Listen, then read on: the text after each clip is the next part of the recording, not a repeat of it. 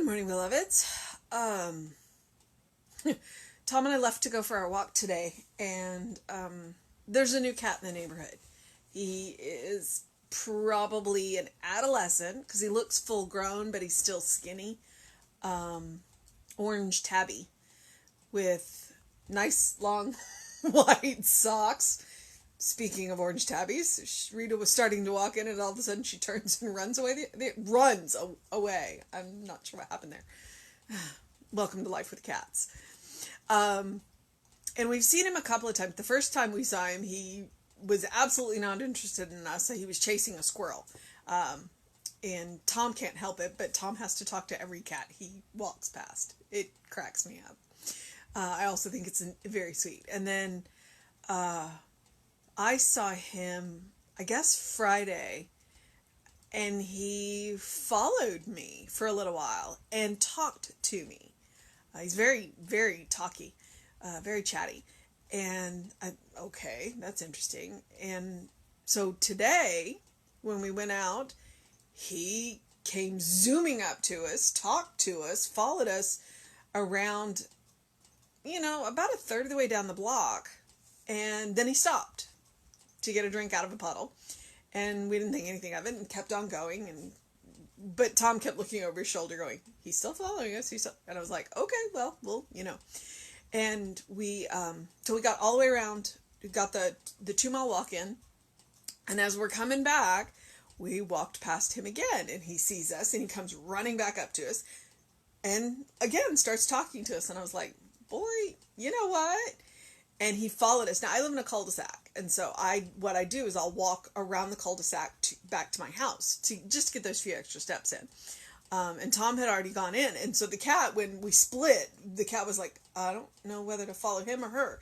So he followed Tom, but Tom apparently didn't pay any attention to him.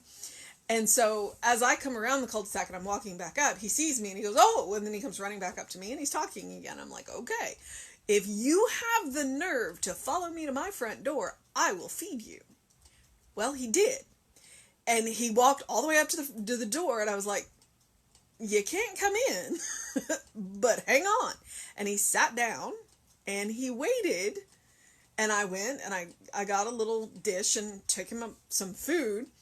And then, good morning, Susan. And then another cat apparently came around.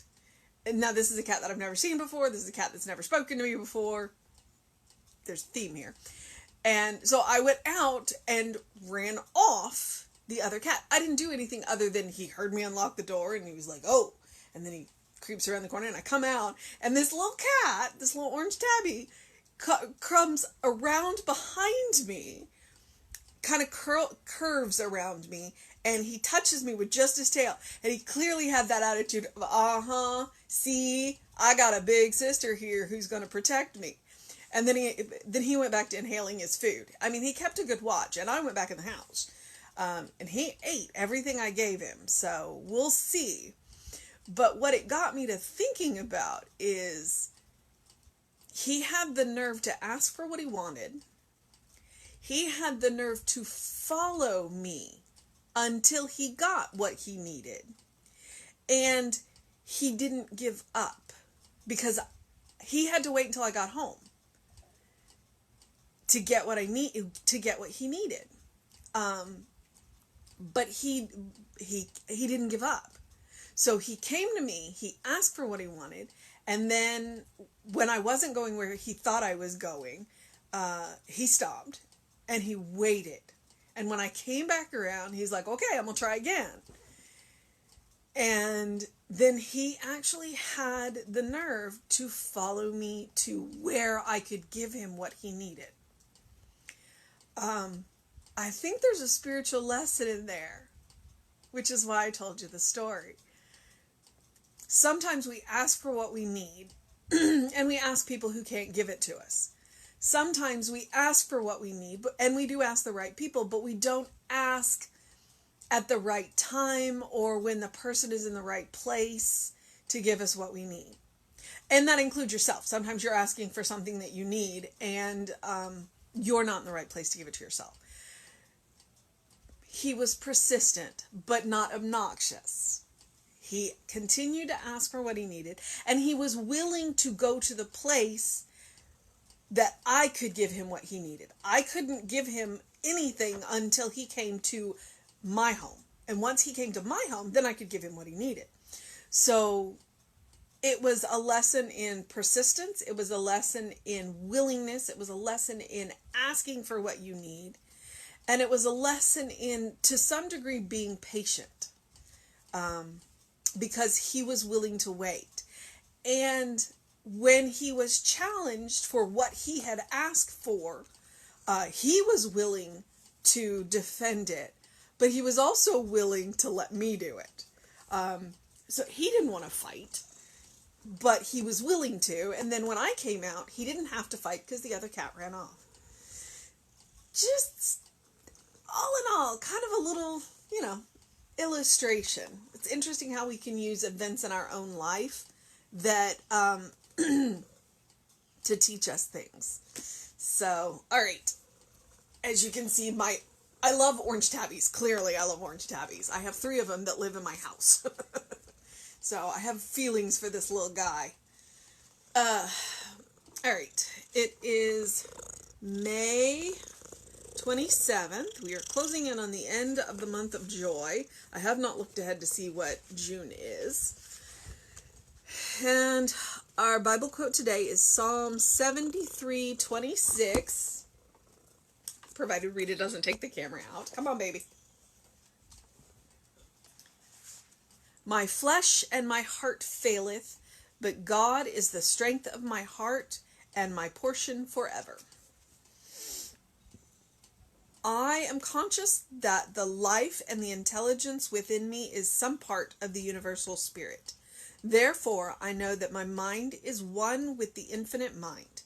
Being one with the infinite mind, I am continuously guided and directed, and all my actions are controlled by the spirit within me. I know exactly what to do in every situation.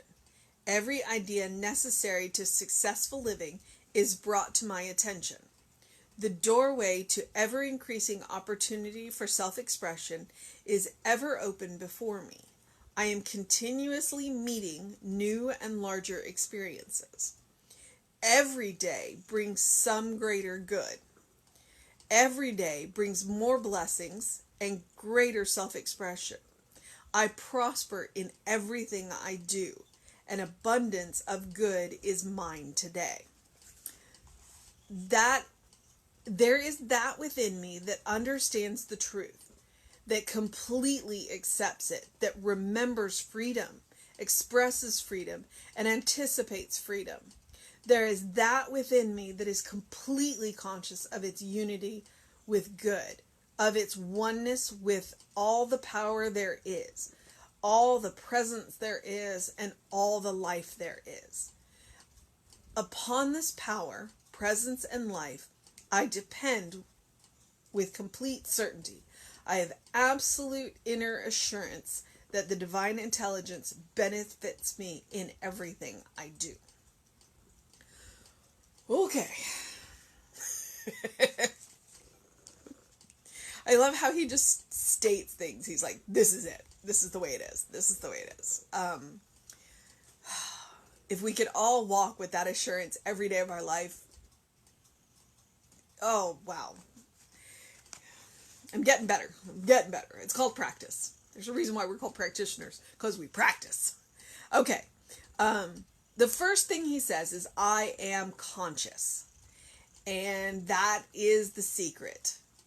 Honestly, we spend so much of our time reacting instead of responding. And the difference between that is consciousness. When I am conscious of what is going on around me, then I can choose my response. And when I am unconscious of what is going on around me, then I will react. And reacting is not choosing. So I am conscious. I'm conscious that that the life and intelligence within me is some part of the universal spirit. I mean, that's recognition. That is recognizing that there is something greater than I am. And in that something greater, I'm a part of that. And because I'm part of something greater, that greater flows through me. Therefore, I know that my mind is one with the infinite mind, which means if I am willing to open to the infinite mind, anything that I need can flow back to me. It may come from unexpected sources like the cat on the walk. But there you are. Being one with the infinite mind, I am continuously guided and directed, and all my actions are controlled by the spirit within me. Okay, I admit I had a visceral reaction to the word controlled. I probably would have chosen something different. Different time, different language. But he's not wrong. It is the spirit within us that directs us and guides us, and I'm going to get over this word, controls us. It is our soul. And our soul is part of the greater soul. It's a piece of that greater soul. So that's where the actions are coming from. This, I'm going to use the word meat suit, has no will of its own. Strange. I know exactly what to do in every situation. If you are willing to be guided by love, then yes, you will know exactly what to do in every situation. And sometimes the right thing to do in a situation is nothing. Reverend Raz, posted a thing about he's been challenged to do nothing, and so he's going to do not. It was cute, and I was like, you know what? We get so busy being busy that we forget that it's a good thing to occasionally do nothing. Yes, Rita. Okay. Every idea necessary to successful living is brought to my attention. And that's what I like that he says. Every idea that I need is brought to my attention. That doesn't mean you have to come up with the idea. It means it will be brought into your area of vision, I guess, is the word I'm going to use there. You don't have to come up with the idea. Other people can come up with the idea. You just have to be aware of it when it hits into your sphere. And then the doorway to ever-increasing opportunity for self-expression is ever open before me. We get bound up in the idea that the door is closed or that we can't find the door. The door's there and the door is open. Sometimes we're just busy looking at other things. So, every day brings... I like how he says every day brings some greater good. Every day brings more blessings and greater self-expression. I prosper in everything I do. An abundance of good is mine today. He is claiming it. So, if you're not feeling it, claim it. If you claim it, you'll feel it. And then when you feel it, you'll start to see it. There is that within me that understands the truth. And that is truth with the big T. Some days when we are letting the noise of the world get in the way, we're not necessarily conscious. But there's something within us that is. And so what we have to do is slow down, sit with that, and allow that within us that knows the truth to rise to the surface. It remembers the freedom when we forget. It remembers it, it expresses it, it anticipates it. It's our job to let that within us come to the surface.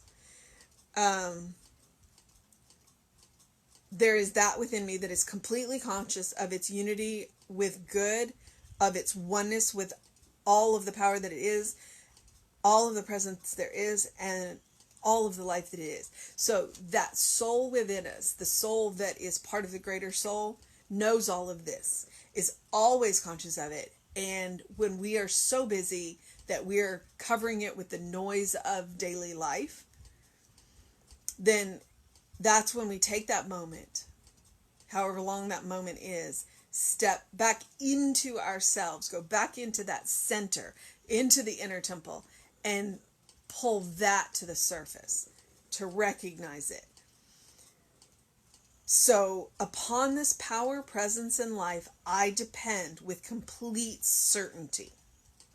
I have absolute inner assurance that this divine intelligence benefits me in everything I do. That's a statement. That's a power statement. And that is faith. That is knowing. That is knowing that the power within me is everything I need. And it is mine to use. All right, beloveds, that is today. I am going to go move on with my day because it is walk day, work day, class day. So I will be in class tonight, learning more about the Bible. Yay. So do something loving for yourself. Do something kind for yourself. Do something compassionate for yourself. Looks like it's going to be a beautiful day, if not a little warm here in Houston. So make sure that you open your windows, get a little sunlight, get a little fresh air, get a little movement in, get a little love, and have a fantastic day. I will be back with you at 9 a.m. tomorrow. Reverend David will be on sometime later today. Have a wonderful, fantastic day. Bye, beloveds.